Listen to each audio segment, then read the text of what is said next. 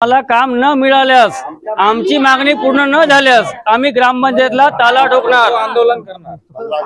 नमस्कार मित्रांनो, युवा आवाज लाईव्ह मध्ये आपले स्वागत आहे। सरपंचाने केले नरेगाच्या कामावरून 70 मजूर बंद, आता मजूर करणार आंदोलन। गोंदिया आमगाव तालुक्यातील भोसली येथील सरपंच उषा सुभाष तुटे यांनी महात्मा गांधी राष्ट्रीय रोजगार हमी योजना अंतर्गत वृक्ष लागवड कार्य सुरू आहे आणि त्यामध्ये 70 मजूर गावातीलच असून 70 मजुरांना बंद केले।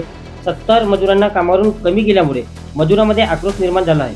2 दिवसापासून कामाच्या मागणीला घेऊन ग्रामपंचायत समोर बसून आहेत, पण त्यांच्या समस्या मार्गी लावण्याकरिता सरपंच किंवा ग्रामसेवक त्यांनी ग्रामपंचायत बंद करून दोन्ही जबाबदार व्यक्तीने मजुरांना भेट दिली नाही। सरपंचांनी स्वतःच्या मर्जीने 70 मजुरांना कामावरून कमी केल्याचे मजुरांनी आरोप केले आहे। तर जाणून घेऊया मजुरांची प्रतिक्रिया। रोजगार सेवकांनी आम्हाला काम बंद म्हणून सांगितले। आम्ही विचारलो की काम का बंद म्हणून, तर सांगितलं की सरपंच मॅडमनी बंद म्हटला। कामावर घ्यावे, कामावरून आम्हाला कशाला करण्यात आलं।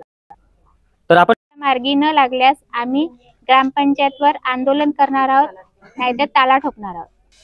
तर आता मजुरांचा आक्रोश मोठा भयंकर रूप घेणार असल्याचे चित्र ग्रामपंचायत भोसलीमध्ये दिसत आहे। शासन म्हणतो की मागेल त्याला काम, पण ग्रामपंचायत भोसलीमध्ये त्याच्या उलट घडत आहे। तर अजून जाणून घेऊया पुरुष मजूर वर्गाची कसे का त्यांना कामावरून काढण्यात आले। माझे नाव शेषराव दादू वंजारी, मुक्काम भोसली। मी रोजगार हमी या कामावर सुरू असताना सुरुवातीला 5 जुलैपासून कामाची सुरुवात झाली। 5 जुलैपासून कामाची सुरुवात झाली असता आम्ही 14 तारीखपासून कामावर लागलो। आम्हाला 13 दिवस किंवा 12 दिवस झाले आहेत।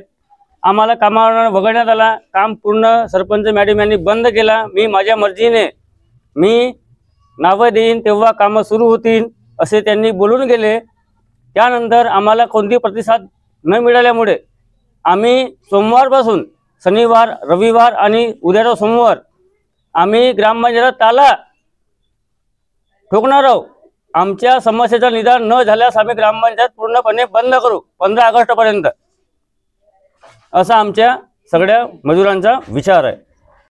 आता पाहणे गरजेचे आहे की सरपंच तुटे ग्रामपंचायत भोसली मजुरांना पुन्हा कामावर घेणार काय आणि कोणत्या कारणावरून त्यांना कामावरून बंद करण्यात आले।